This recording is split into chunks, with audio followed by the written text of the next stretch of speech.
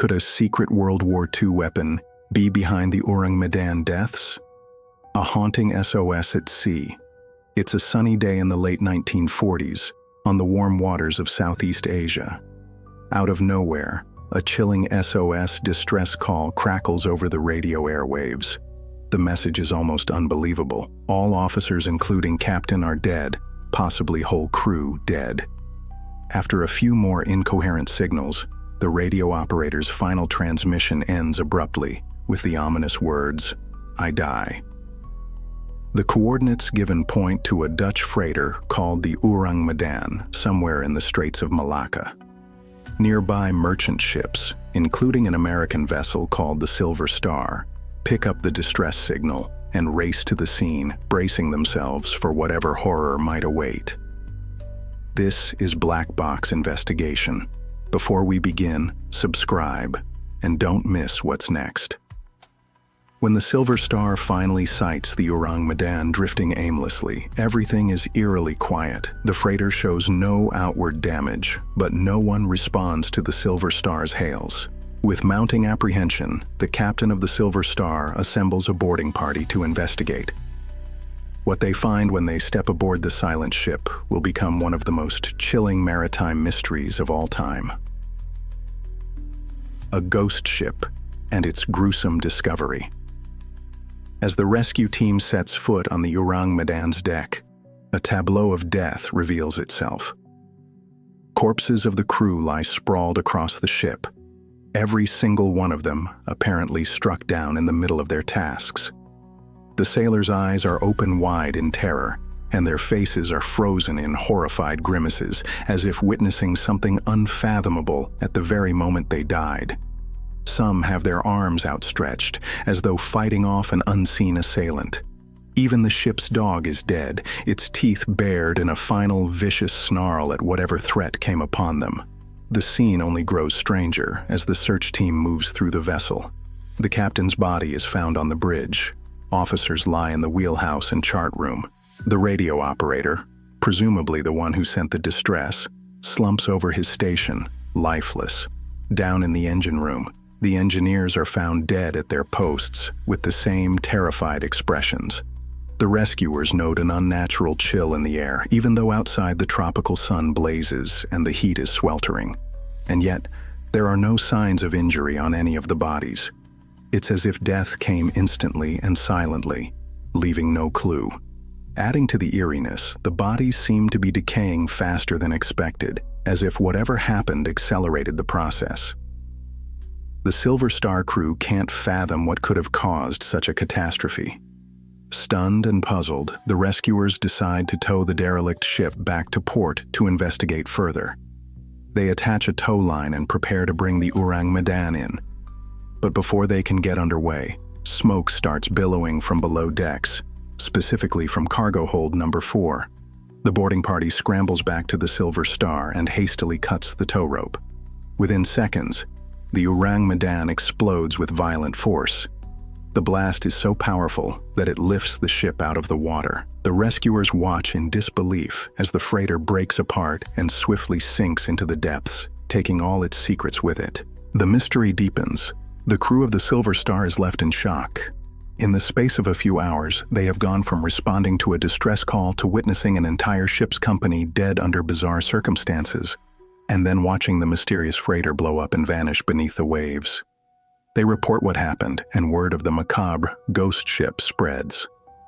An official account of the incident even makes its way into a U.S. Coast Guard report in 1952, which adds grim new details to the story, describing the boarding party's haunting discovery of sailors with their frozen faces upturned to the sun, mouths gaping open and eyes staring in fear.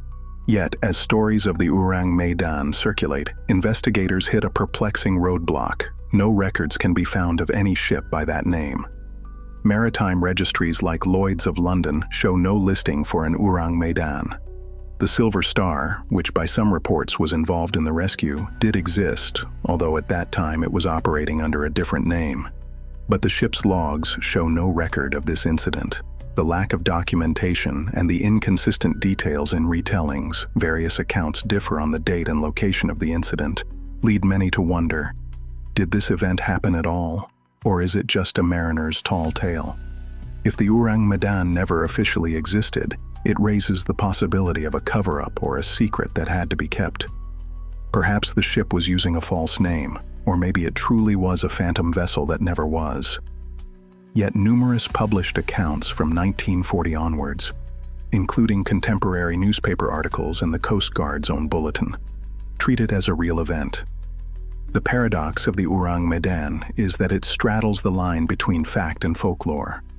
With no survivors and no wreckage to examine, we are left only with testimony and tantalizing clues. That hasn't stopped people from theorizing about what could have killed an entire crew so suddenly and mysteriously. Theories run wild. From the moment the story broke, explanations for the fate of the Ourang Medan have run the gamut from mundane to fantastical. In the realm of the paranormal, some speculated that the crew fell victim to angry spirits or a ghostly supernatural force. After all, how else to explain the sheer terror frozen on their faces? Others pointed to the sky. Could some kind of UFO encounter or otherworldly phenomenon have literally frightened them to death? There were even whispers comparing it to the Philadelphia experiment, a conspiracy tale of secret government tests, implying perhaps the Ourang Medan was part of some clandestine experiment gone horribly wrong. Skeptics, on the other hand, looked for more scientific causes. One early theory was carbon monoxide poisoning from a malfunctioning boiler or a coal fire in the ship's hold. Carbon monoxide is an odorless, invisible gas that can kill quickly by preventing oxygen uptake in the body, and it leaves no marks on victims. It's conceivable that a smoldering fire in the bowels of the ship could have filled the vessel with this toxic gas, silently suffocating everyone on board. That would explain the lack of external injuries. However, there are problems with the carbon monoxide idea. The crew on deck, in open air, also perished, which is unlikely if the gas was confined below. Moreover, carbon monoxide tends to lull victims into unconsciousness. It doesn't typically leave people twisting in agony. It wouldn't account for the extreme panic and horror etched on the faces of the dead. Another prosaic explanation is that an accidental leak of poisonous gas or fumes from cargo killed the crew. Perhaps the ship's hold contained some hazardous substance that released toxic vapors. This is where the mystery edges into the territory of our main question. Could the Ourang Medan have been carrying a secret World War II-era weapon or chemical agent that caused the crew's demise? If you're still listening, you know what to do. Hit like and subscribe to support us and our investigation. A deadly cargo from World War II. Only a few years had passed since World War II, and the world was awash with leftover dangers and secret weapons. Some researchers have hypothesized that the Ourang Medan got caught up in one of these dark post-war operations. One leading theory suggests the ship was smuggling hazardous wartime materials, the kind that no legitimate transport would carry. Author Roy Bainton, who investigated the case, suggested that the crew fell victim to an accidental chemical leak on board. According to Bainton and others, the Ourang Medan's hold might have been packed with a lethal cocktail of substances such as potassium cyanide and nitroglycerin, materials left over from wartime stockpiles or illicit weapons development. Both chemicals are incredibly dangerous. Nitroglycerin is a highly unstable explosive, and potassium cyanide can release deadly cyanide gas upon contact with water. How would this scenario play out? If seawater seeped into the hold and mixed with the potassium cyanide, it would release hydrogen cyanide, a deadly gas used in chemical warfare. Such a gas could have swept through the ship and snuffed out the crew swiftly, leaving them lying where they fell, faces frozen in panic. By the time the Silver Star's rescuers arrived, the gas might have dissipated into the open air, leaving no trace, just a ghost ship full of corpses. This would explain why the boarding party from the Silver Star was able to search the ship without succumbing to any ill effects. Hours had passed, and the toxic cloud had likely blown away. Later, as seawater continued to seep in, It may have reached the crates of nitroglycerin, an explosive so unstable that a jolt or a rise in temperature could set it off. A chain reaction in that volatile cargo would explain the sudden fire and explosion that destroyed the Ourang Medan just as the rescue attempt was underway. In this scenario, the tragic sequence, poison gas, then a fireball, was the result of a disastrous chemical cocktail in the hold. This hazardous cargo theory is compelling, and it even has some documentary support. A German researcher, Professor Theodor Seersdorfer, spent decades examining the Ourang Medan case. He unearthed a 1954 German booklet by Otto Mielke titled Das Totenschiff in der Südsee, the Death Ship in the South Seas, which claimed to reveal the Ourang Medan's true story. According to that booklet, reportedly based on a survivor's account, the ship's cargo hold contained potassium cyanide and nitroglycerin. Mielke's booklet suggested that one of the Silver Star's crew even confirmed those details. If the Ourang Medan was indeed carrying such lethal contraband, it would likely have been kept off official books under a false name. That could explain why no record of the ship exists in maritime registries. No reputable port authority would knowingly allow a ship laden with such dangerous cargo to sail, so the voyage would have been hidden from history. The nerve gas nightmare. While cyanide gas is one possibility, some investigators believe an even more insidious WWII weapon was to blame, one that fits the reported symptoms uncannily well: nerve gas. During the war, Nazi Germany developed nerve agents so lethal that a few drops could kill.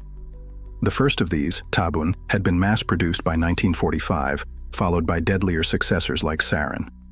Hitler never deployed these nerve gases in battle, but stockpiles existed, and the Allies were keenly interested in such terrifying weapons. According to some theories, after the war the United States seized German nerve agent stockpiles and learned that the Nazis had even shared some of this technology with their Japanese allies. The U.S. military was eager to study these weapons, but had to do so covertly due to international bans and the public horror surrounding chemical warfare. Now imagine a secret operation. The U.S. wants to transfer a stash of Tabun nerve gas from a hidden depot in Asia to a research facility, but can't use an official Navy vessel without leaving a trail.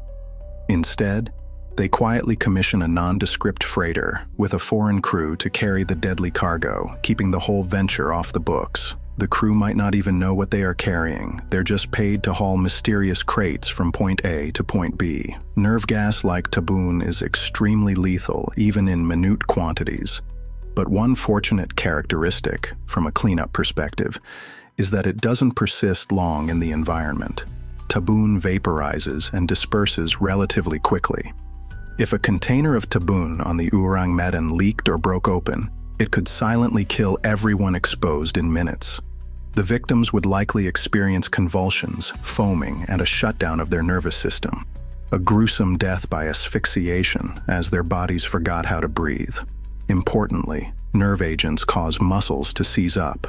A sailor caught in a nerve gas plume might die with his limbs frozen in contortion and his face locked in a rictus of pain. Indeed, witnesses later described the Ourang Medan crew's bodies as twisted and rigid, faces contorted in horror, which is exactly what a nerve agent attack might look like. By the time the Silver Star arrived, the nerve gas, being volatile, would have completely dispersed, posing little risk to the rescuers. This aligns with the fact that the boarding party showed no ill effects. And just as with the cyanide scenario, if the Ourang Medan was carrying other combustible material, say munitions or fuel, the nerve gas leak could have been accompanied by a fire hazard. Perhaps heat or a chemical reaction eventually ignited something in the hold, leading to the final explosion that sealed the ship's fate. Like the prior theory, the nerve gas explanation dovetails with the mysterious lack of records.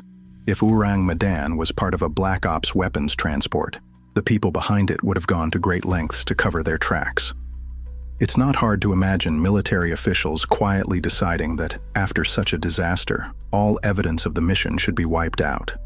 Some conspiracy-minded folks have even speculated that an agency like the CIA might have been monitoring the ship and, once the crew was dead, insured the vessel. Sank to keep the incident secret. While there's no proof of such cloak and dagger action, the nerve gas theory does help make sense of an otherwise baffling puzzle. Secrets of Unit 731. Another twist on the World War II weapon idea centers on Imperial Japan's own dark experiments.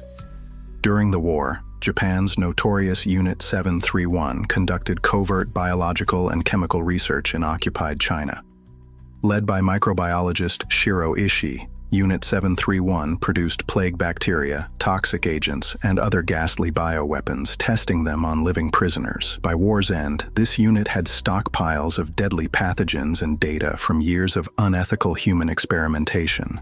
In the aftermath of World War II, rumors swirled that some of Unit 731's stockpiles, vials of deadly germs or experimental toxins, were smuggled out of China to avoid falling into Soviet hands, possibly handed off to the Americans in exchange for immunity for Ishii and his team.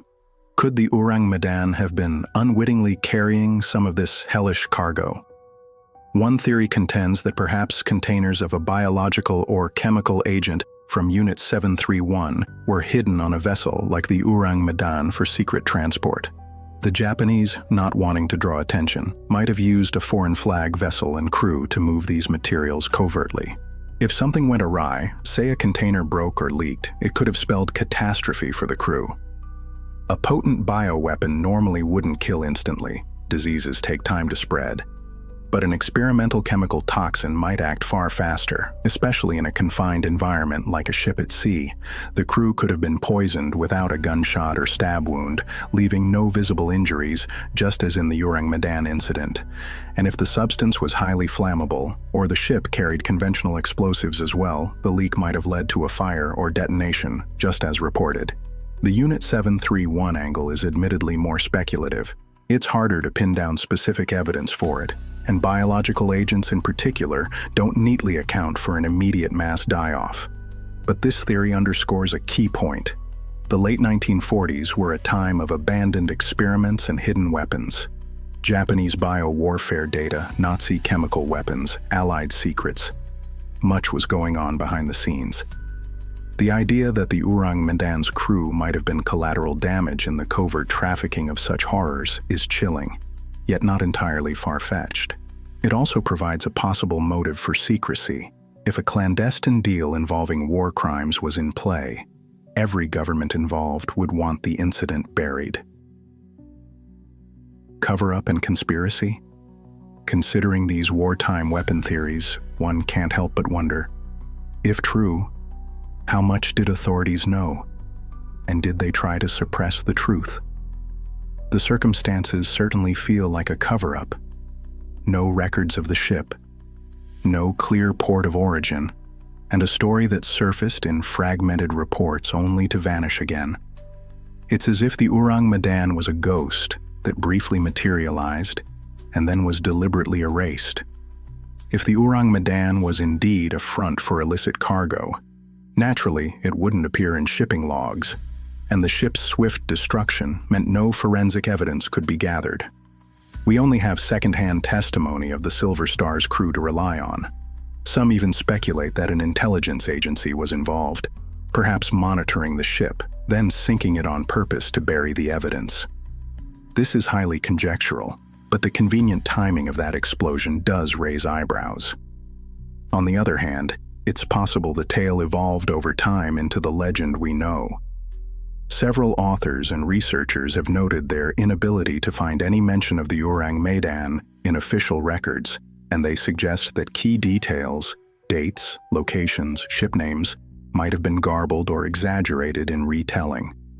It's worth noting that the story first appeared as a series of sensational articles and has many variations. If not for the 1952 Coast Guard report giving it a stamp of semi-legitimacy, the Ourang Medan saga might well be dismissed as pure fiction. Skeptics lean toward the idea that it is an embellished seafarer's yarn, perhaps inspired by a smaller real incident, but blown out of proportion. Final reflections on the death ship. In the end, could a secret World War II weapon be behind the Ourang Medan deaths? The evidence is circumstantial, but undeniably intriguing. The theories involving chemical agents or clandestine cargo provide a logical, if frightening, explanation for how an entire crew could perish so suddenly without a trace of violence. They root the story in the very real historical context of World War II's aftermath, when dangerous weapons and dark secrets were being shuffled around the globe. Unlike ghosts or sea monsters, a toxic gas is a plausible, tangible threat. We may never know the full truth.